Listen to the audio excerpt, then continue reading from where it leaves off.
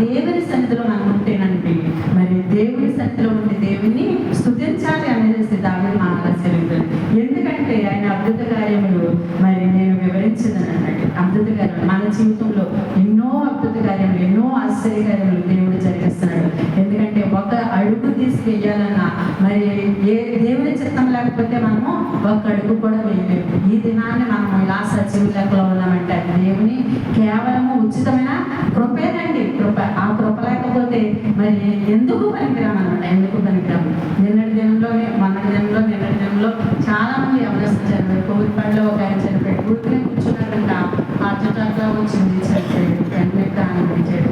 మరి ఇక్కడ నందిగూడెంలో ఒక అతను మరి ఆత్మహత్య చేస్తుంది. అంటే ఏదోలాగా సాతాను మరణం మన కిటికీలకి తొంగి చూస్తుందంటే అందరినీ తీసేసుకోవాలనేసి.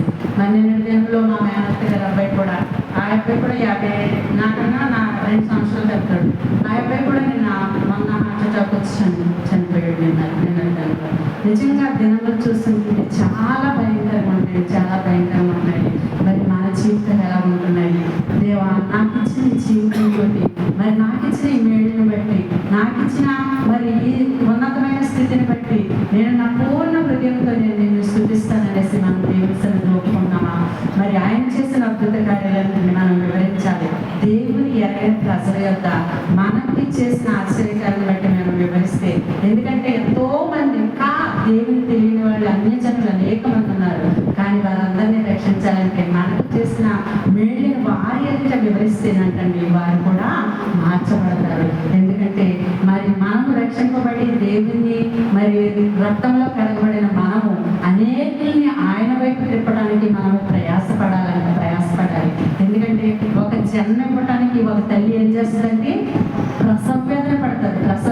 ఒక బిడ్డని కనడానికి 9 నెలలు మోసి ప్రసవేదన పడితేనే కానీ ఆ శిశువు బయటికి రావాలి. అలాగే మన ఆధ్యాత్మిక జీవితంలో రక్షింపబడిన తర్వాత, దేవుని రక్తం చేత కడగబడిన తర్వాత, మరి ఒక్క ఆత్మనైనా రక్షించడానికి మనం కూడా దేవుని సన్నిధిలో ప్రసవేదన పడాలి.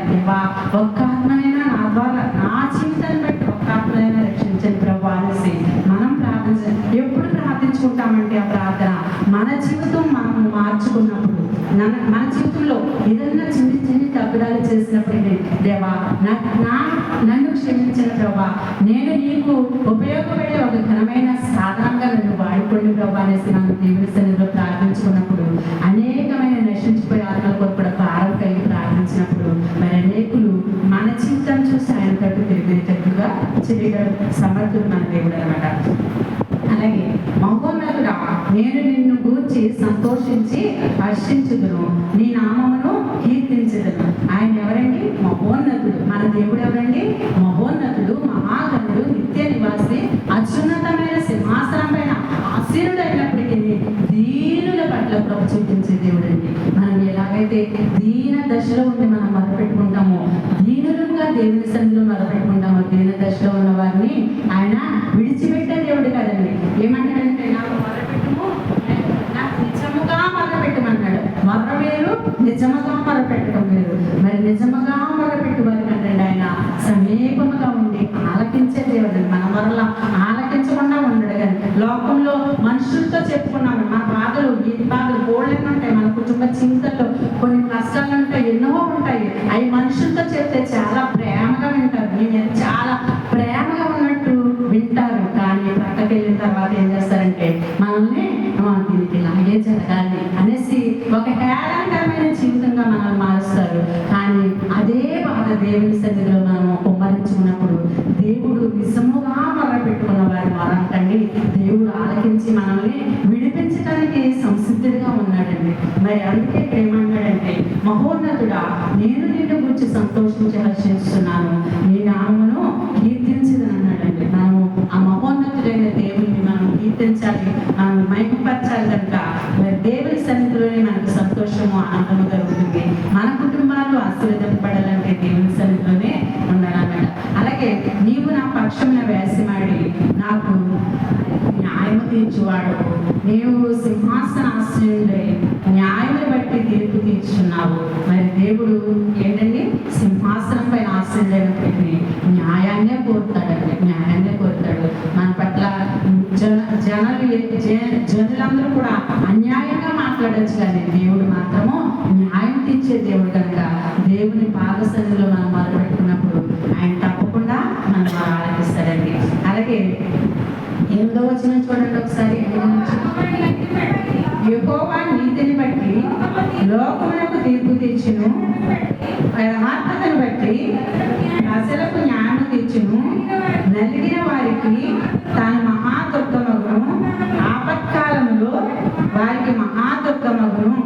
యెహోవా నిన్ను ఆశ్రయించు వారిని నీవు విడిచిపెట్టబడవు కావున నీ నామం ఎరిగిన వారు నిన్ను నమ్ముకుందురు. మరి ఇక్కడ ఏమంటాడంటే నలిగిన వారికి తాను మహా దుర్గమై ఉన్నాడు. మరి మన బాధల్లో, కష్టాల్లో, ఇరుకుల్లో, ఇబ్బందుల్లో, మరి ఏ వ్యాధి బాధల్లో అయినా కానీ నలిగిపోతున్న సమయంలో, కృంగిపోతున్న సమయంలో, ఏ దిక్కు తోచని స్థితిలో మరి దేవుని సన్నిధిలోనంటండి మనం ప్రార్థన చేసుకున్నప్పుడే మరి దేవుడు ఆపత్కాలంలో వారికి మహాదుర్గముగా ఉన్నాడంటండి, మహాదుర్గంగా ఉన్నాడు. ఏ బాధల చేత మనం నలిగిపోతున్నాము, ఏ వ్యాధుల చేత మరి నలిగిపోతున్నాము, మరి అటువంటి పరిస్థితులు దేవుని సన్నిధిలో మనం మొదలుపెట్టుకుంటే దేవుడు మనల్ని విడిపించే దేవుడుగా ఉన్నాడు, మహా దుర్గముగా ఉన్నాడు. దుర్గం అంటే ఏంటనుకుంటున్నారండి? మన చుట్టూ ఒక కోటగా ఉంటారు దుర్గం అంటే. దేవుని నా బిడ్డ ప్రయాణం చేస్తుంది, ఆ ప్రయాణం అంతట్లో కూడా ఆయన దేవతలకు ఆజ్ఞాపిస్తాడు, మరి రాయి తగలకుండా ఆ బిడ్డని నడిపించు అనేసి దేవతలకు ఆజ్ఞాపిస్తాడు. మనం పడిపోయే స్థితిలో నిజమే ఇందాక ప్రార్థన చేశాడు, తెలిసి కొన్ని తెలియక కొన్ని అపాయకరమైన పరిస్థితులు ఏర్పడతాయి, కానీ వాటన్నిటి నుంచి కూడా తప్పించే దేవునికి మనం ప్రార్థనలు యాచనలు చేస్తే మరి మనల్ని కాచి కాపాడే దేవుడిగా మరి ఉన్నాడనేసి తెలియజేస్తాడండి. మరి అలాగే యెహోవా నిన్ను ఆశ్రయించు వారిని నీవు విడిచిపెట్టే దేవుడు కాదనేసి అన్నాడు. దేవుడిని ఎప్పుడైతే మనం ఆశ్రయిస్తామో ఆయన విడిచిపెట్టేవాడు కాదండి. ఎందుకంటే మరి అతడు నన్ను ప్రేమించుచున్నాడు కనుక నేను అతన్ని ఘనపరుస్తాను అంటాడండి. అతడు నా నామం పెరిగిన వాడు కనుక నేను అతన్ని విడిచిపెట్టిననేసి అన్నాడు. మరి అటువంటి గొప్ప దేవునికి మనము ప్రార్థన చేయాలనేసి మరి కీర్తనకారుడు తెలియజేస్తున్నాడండి. మరి అలాగే ఇంకా చూసుకున్నట్లయితే 14వ వచనం చూడండి. మరణ ద్వారాన్ని ప్రవేశించకుండా నన్ను ఉద్ధరించువాడ, నన్ను ద్వేషించు వారు నాకు కలుగు చేయి బాధను చూడుము. తాము త్రవ్విన గుంటలో జనులు మునిగిపోయి, తాము పట్టిన వలలో వారు కాలు చిక్కబడి ఉన్నది. చాలండి, ఇక్కడ ఏమంటాడంటే మరణ ద్వారమున ప్రవేశించకుండా నన్ను ఉద్ధరించువాడా. మరి ఏంటి దావీదు గారు మరణ ద్వారంలో ఉన్నారా? నిజమే. అరణ్య ప్రాంతంలో నివసించినప్పుడు మరి ఎన్నో పులులు, సింహాలు, వెలుగుబట్టులు, మరి ఎన్నో పాములు, భయంకరమైన మరి చూడండి అది. అటువంటి పరిస్థితుల్లో ఏమంటాడంటే మరణ ద్వారంలో నన్ను ప్రవేశించకుండా నన్ను కాపాడే దేవుడా అనేసి అన్నాడండి. మనం కూడా ఒకవేళ మరణాపాయకరమైన పరిస్థితిలో మనం గుండా ప్రయాణం చేసినప్పటికీ దేవుడు మనల్ని కాచి కాపాడటానికి సిద్ధపడి ఉన్నాడండి. మరి అలాగే తాము త్రవ్విన గుంటలో జనులు మునిగిపోతారు. ఎవరు గుంట తవ్వారండి? హామాను ఏం చేశాడండి? మొర్దెకైని ఉరి తీయించాలనేసి మరి అక్కడ ఉరికొయ్యను ఏర్పాటు చేశాడు. అయితే ఏర్పాటు చేస్తే అది ఎవరికి వచ్చింది? తాము తవ్విన గుంటలో వాళ్ళే పడతారు. హామానికే ఆ ఉరికొయ్య సమయం. ఒకసారి చూడండి, ఎస్తేరు 7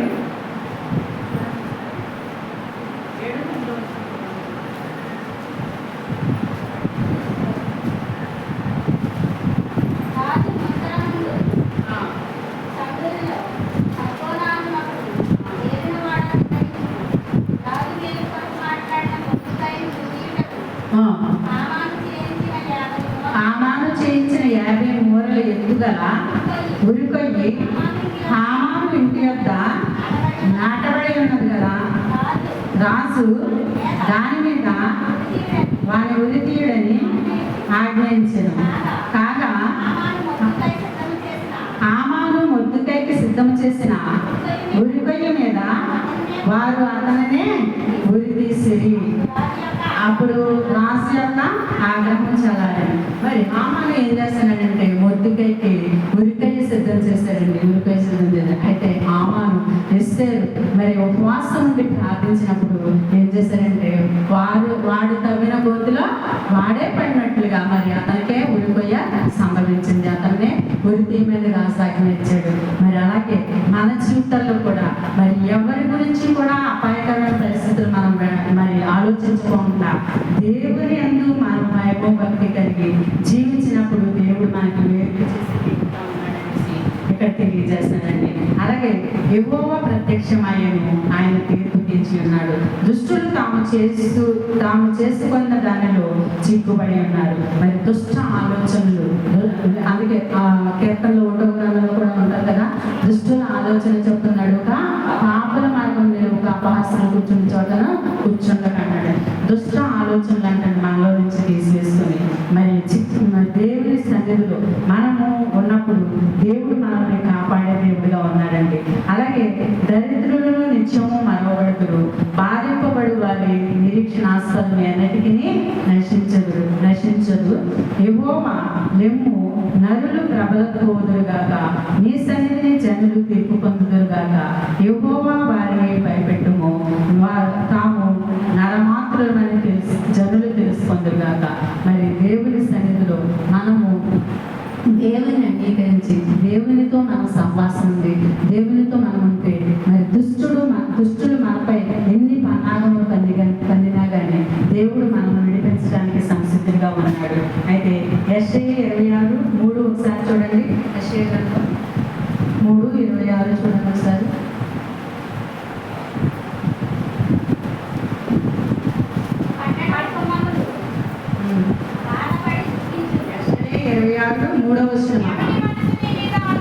ఎవరి మనసు నీ మీద ఆనుకొనునో వానిని నీవు పూర్ణ శాంతి గలవానిగా కాపాడుదువు.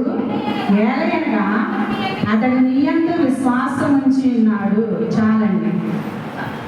ఎవరి మనసు నీపై ఆనుకుంటుందో వాణ్ణి దేవుడు పూర్ణ శాంతి గలవానిగా చేస్తానండి. మరి మన జీవితాల్లో దేవుని మీద ఆనుకున్నప్పుడు మరి మన జీవితాల్లో శాంతి సమాధానం లేనప్పుడు, ఎందుకంటే కుటుంబంలో భార్య వల్ల భర్తకు శాంతి ఉండదు, ఒక్కొక్క స్థాయిలో మరి భర్త వల్ల భార్యకు శాంతి ఉండదు, పిల్లల వల్ల తల్లిదండ్రులకు శాంతి ఉండదు. మరి అటువంటి పరిస్థితుల్లో ఏమన్నాడంటే దేవుడు వాళ్ళ దగ్గరికి వీళ్ళ దగ్గరికి వెళ్ళకూడదు, కానీ దేవుని సన్నిధిలో ఎవరి మనస్సు నీ మీద ఆనుకుంటాడో వాడిని నీవు పూర్ణ శాంతి గలవారిగా చేస్తానంటాడండి. మరి శాంతి వేరు, పూర్ణ శాంతి వేరు. మన హృదయం అంతా కూడా శాంతికరమైన జీవితం కింద చేస్తానండి. శాంతికరమైన జలాల యొక్క కూడా మనల్ని నడిపించలేవు. ఎప్పుడంటే యెహోవా ధర్మశాస్త్రమును దివారాత్రము ధ్యానించేవాడు ధన్యుడు అన్నాడు. మరి అతడు ఎలా ఉంటాడంటే నీటి కాలువల యోరను నాటబడినదే, ఆకు వాడక తన కాలం ముందు ఫలమించు చెట్టు వలె ఉంటారు అన్నాడండి. అలాగే పూర్ణ శాంతి గల వారు కూడా ఉంటారండి. ఎప్పుడు దేవుని సన్నిధిలో నిత్యము మనము ప్రార్థించుకున్నప్పుడు ఏం చేస్తారంటే పూర్ణ శాంతి గలవానిగా చేస్తానండి. ఏలైనా అతడు నీ యందు విశ్వాసం ఉంచి ఉన్నాడు. యెహోవాయే నిత్యాశ్రయ దుర్గము, యుగ యుగములు యెహోవాను నమ్ముకొనుడి. మన యుగ యుగములు అంటే పిల్లల తరము. ఎన్ని యుగాలని? 3. మనం చేసిన ప్రతి దానికంటే 3 తరాల వరకు కూడా పనిచేస్తుందంట. యుగ యుగాలు కూడా పనిచేస్తుంది. మరి మన ప్రార్థన మన పిల్లలకు వస్తుంది. మరి అలాగే మనం ఏదైనా పాపం చేస్తామంటే అది కూడా పిల్లలకి శాపం కింద మారుతుంది. కనుక మన జీవితంలో దేవుని మీద పూర్ణంగా ఆనుకొని మరి దేవుని సన్నిధిలో మనము ఆనుకున్నప్పుడు మరి పూర్ణ శాంతి గలవాడిగా దేవుడు మనల్ని కాచి కాపాడతాడండి. మరి అలాగే మన క్రైస్తవ జీవితంలో మరి దేవుని మీదే పూర్తిగా ఆనుకోవాలి. ఒక చెట్టు భూమిలో నాటేమనుకోండి, అది ఏం చేస్తుందంటే అక్కడే నాటబడి మరి దానికి నీరు పోస్తూ దాన్ని రోజు పెంచుకుంటా ఉంటే అది చక్కగా వేడి లోపలికి దాన్ని చెట్టు బాగా అభివృద్ధి చెంది విస్తరింపబడుతుంది. అనేక పక్షులకు గూటి స్థలంగా మార్చబడుతుంది ఒక చెట్టు. అయితే దాన్ని ఆ చెట్టు అక్కడ నాటిన తర్వాత మరలా తీసేసి ఇంకో చోట వేస్తాను అనుకోండి, అది మరలా కాసేపు బ్రతుకుతుంది. మరలా దాన్ని తీసేసి ఇంకో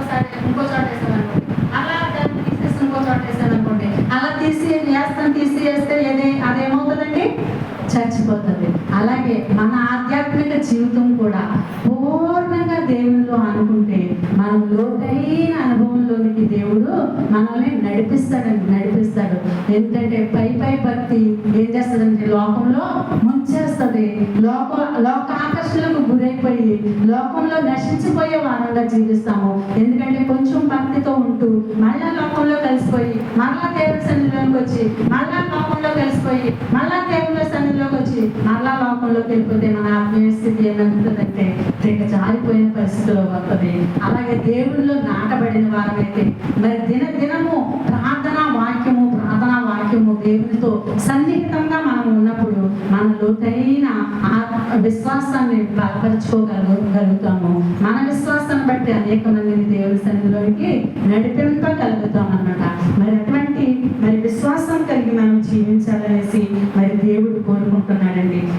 అలాగే మనకేదైనా వచ్చిందంటే వాళ్ళ దగ్గరికి పట్టుకెళ్తాం, వీళ్ళ దగ్గరికి పట్టుకెళ్ళాలి, అంతేగాని దేవుని సన్నిధిలోకి వచ్చి మనము మన జీవితాన్ని కుమరించుకోలేము. రక్తస్రావం గల స్త్రీ కూడా ఏం చేస్తుందంటే చాలా డాక్టర్ల దగ్గరికి తిరిగేసింది. ఒకసారి చూడండి, మార్కు సువార్త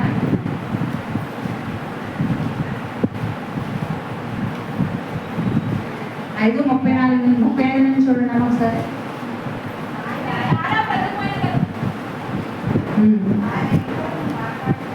మార్కు సువార్త 5:25.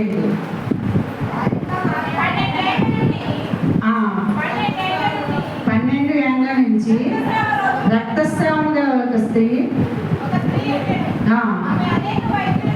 అనేక వైద్యుల చేత ఎన్నో తిప్పలు పడి తనకు కలిగినంతయు వేము చేసుకొని ఎంత మాత్రమును ప్రయోజనం లేక మరింత సంకటపడాను.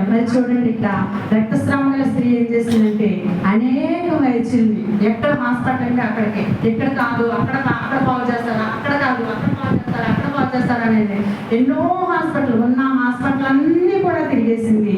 తర్వాత ఏం చేసిందంటే అనేక వైద్యులు తిప్పలు పడి తనకు కలిగిన డబ్బంతా కూడా వ్యయమైపోయింది. అయినప్పటికీ తన రోగము కుదుట పడిపోయేసరికి ఏ ప్రయోజనము లేక మరింత సంకటపడానండి. ఆమె యేసును కూర్చి ఉన్నదండి. నేను ఆయన వస్త్రం మాత్రం ముట్టితే నేను బాగుపడతానని అనుకొని జన సమూహంలో ఆయన వెతుకుచూ వచ్చి ఆయన వస్త్రం ముట్టెను. అక్కడ యేసు ప్రభు గారు జనం చాలా మంది, యేసు ప్రభు గారు ఒక ఎమ్మెల్యే గారు వస్తున్నారంటే మనం ఎలా వెళ్తామంటే జనంలో అందరూ కూడా ఏదో వస్తుంది అన్న ఆశతో, లేకపోతే ఆయన చూడాలన్న ఆశతో కొంతమంది, ఆయన వెంబడించాలని కొంతమంది, ఎంతో మంది గ్రామంలో ఉన్న జనాలందరూ కూడా ఆయన వెంట వెళ్తారు. అలాగే యేసు ప్రభు గారు కూడా గలిలయ సముద్రానికి అలా తిరుగుతున్న సమయంలో అనేక మంది ఆయన వెంట వెళ్ళుచున్న సమయంలో ఈ రక్తస్రావం గల స్త్రీ కూడా అనుకున్నదంట, ఇక్కడ యేసు ప్రభు గారు వస్తున్నారు, అనేక అద్భుత కార్యాలు చేస్తారనేసి ఎవరి ద్వారానో ఆమె విన్నది. అయితే ఆమె ఏం చేసిందంటే ఒక విశ్వాసం కలిగింది. ఎవరన్నా ఏదైనా చెప్పారనుకోండి, దాని మీద విశ్వాసం ఉండాలి. మనకి విశ్వాసం లేకపోతే ఎన్ని మందులు వాడినా ఎంత చేసినా కానీ అది తగ్గదు. విశ్వాసంతో అంటండి మట్టి మింగినా కానీ అక్కడ కార్యం జరుగుతుందంట. ఎందుకంటే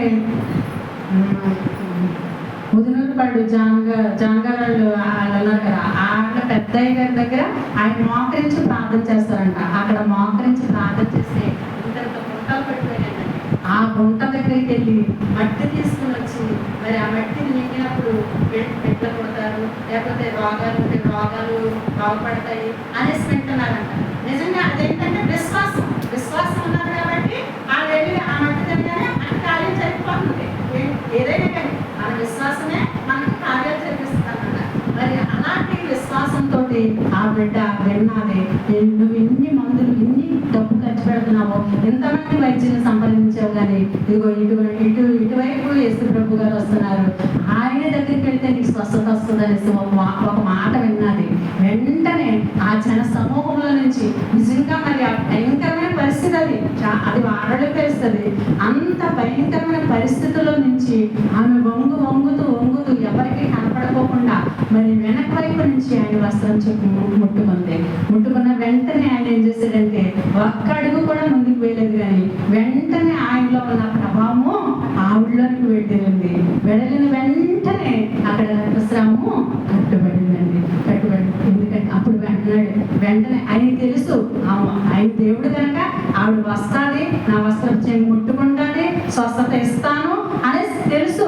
మామూలుగా వెళ్ళిపోవచ్చు, కానీ ఆయన చేసిన ఆశ్చర్యకార్యం అక్కడ ప్రకటింపబడాలి కనుక ఎవరు నన్ను ముట్టారని వెనక చూసినప్పుడు ఏమంటాడంటే, పేతురు గారు కొంచెం స్పీడ్ కదండి, పేతురు శిష్యుడు ఉన్నారు కదా, పేతురు గారు కొంచెం స్పీడు. ఆయన ఏమంటాడంటే, ఏంటి ప్రభా ఇన్నిసార్లు నీ మీద పడ్డాను నేను, ఎంతో మంది మరి గెంటుకుంటూ వస్తున్నారు, ఎంత మరి క్రౌడ్లో మరి నువ్వు ఎవరో ముట్టారని అంటావేంటి ప్రభా అనేసి అన్నాడు. అలా కాదు, మీరందరూ ముట్టింది వేరు, ఒక ఆమె విశ్వాసంతో వచ్చిన వస్త్రం చెంగు ముట్టుకుంది, వెంటనే ఆమె కార్యం జరిగిందనేసి మరి అక్కడ తెలియజేస్తానండి. కొంచెం కిందకి చూడండి ఒకసారి.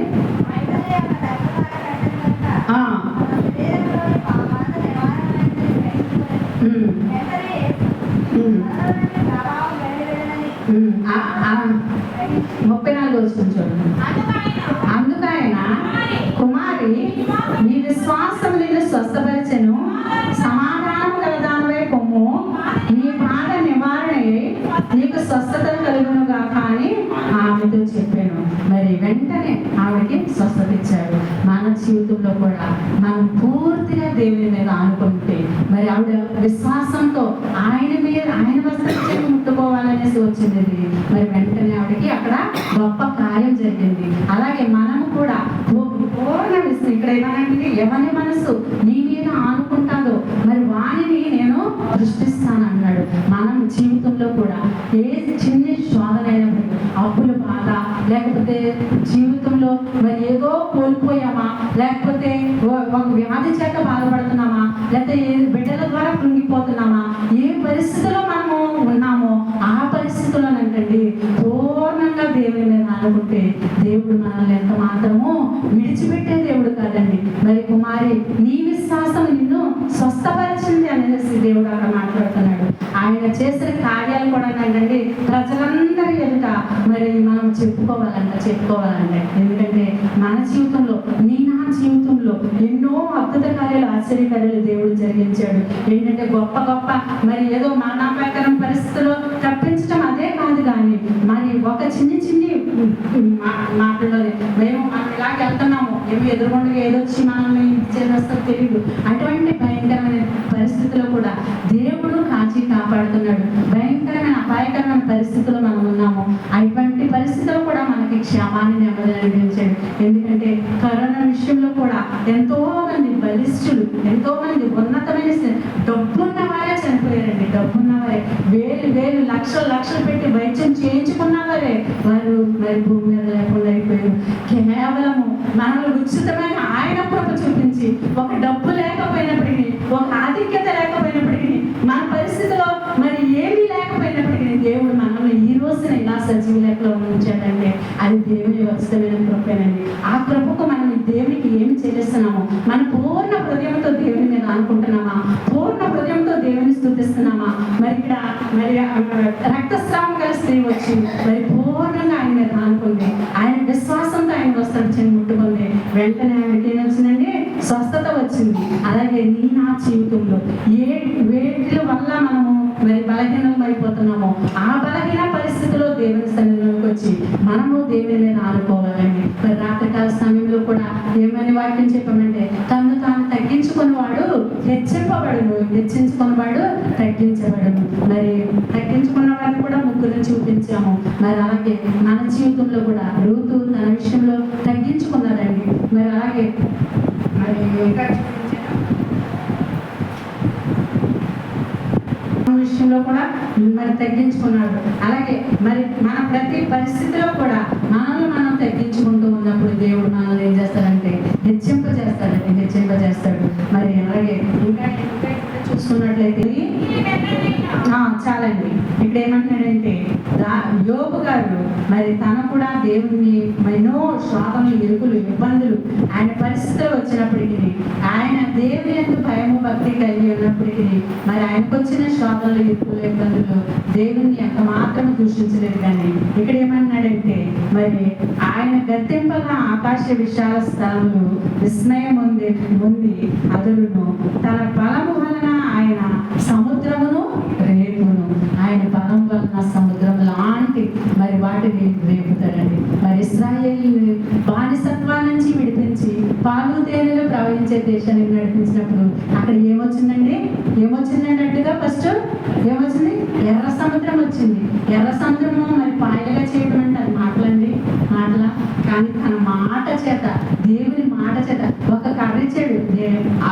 మోషే నత్తివాడే, ప్రభా నీ ప్రజలు నడపలేనగా అనేసి ప్రార్థించుకున్నప్పుడు నీవు కాదు, నీవు నిలబడి అంతే, నీ పక్షాన నుండి నేను కార్యాలు చేస్తానన్నాడు. మరి ఆ విధంగానే ఆ ఎర్ర సముద్రం వచ్చినప్పుడు మరి మీరందరూ కూడా మేము అక్కడ ఎన్ని బానిసత్వపు పనులు చేసినప్పటికీ అక్కడే ఉండి మేము చచ్చిపోతాం కదా, ఇక్కడ వరకు తీసుకొచ్చి ఎర్ర సముద్రంలో మరి ముంచేస్తాక ఇక్కడ తీసుకొచ్చావా, చంపేస్తాక ఇక్కడ తీసుకొచ్చావా అనేసి సణుగులు గొడుగులు వచ్చినప్పుడు ఏం చేస్తాడంటే దేవునికి ప్రార్థించాడు. ఆయన ప్రార్థించినప్పుడు దేవుడు ఏం చేస్తున్నాడండి? సముద్రాన్ని రేపగల శక్తిమంతుడండి. ఆయన శక్తిమంతుడు. అయితే ఆ ఎర్ర సముద్రాన్ని పాయలుగా చేసి మరి ఆరిన నేలను, పొడి నేలను నడిపించాడంటండి. అది అంత గొప్ప ఆశ్చర్యకరం అండి. ఏదో మనం అలా చెప్పేసుకుంటాము, కానీ మరి అంత ఆశ్చర్యకరం చేశాడంటే నా జీవితంలో సముద్రం లాంటి మరి పొంగు లాంటి మరి కష్టాలు వచ్చినప్పటికీ, ఎటువంటి బాధలు వచ్చినప్పటికీ వాటన్నిటిని కూడా గద్దించగల శక్తిమంతుడు మన దేవుడు. వాటి నుంచి విడిపించి రక్షించగల సమర్థుడంటే మన దేవుడు.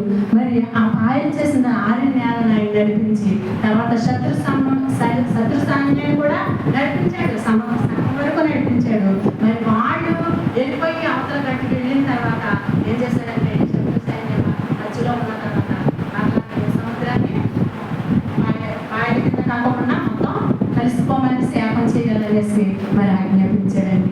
మరి అటువంటి గొప్ప దేవుడు మనల్ని వెనక శత్రువులు తరలించున్నప్పటికీ, శత్రువు ఏదో నిందలు వేయాలని, శత్రువు ఏదో బాధ పెట్టాలని, హృదయాన్ని కలత చెందించాలని, మరి అటువంటి బాధలు మనకు వచ్చినప్పటికీ దేవుడు మనల్ని విడిపించడానికి సమర్థుడిగా ఉన్నాడండి, సమర్థుడిగా ఉన్నాడు. ఆరిన నేలని నడిపించినట్లుగానే మన హృదయాన్ని విశాలపరిచి మన హృదయాల్లో నెమ్మదిని, శాంతిని, సమాధానాన్ని కలిగజేయడానికి సమర్థుడిగా మన దేవుడు ఉన్నాడు. కనుక దేవుని మీద పూర్ణంగా అనుకున్నప్పుడు మన సమస్యలన్నింటినీ కూడా మరి విడుదల కలిగజేసే దేవుడు మనకు ఉన్నాడనేసి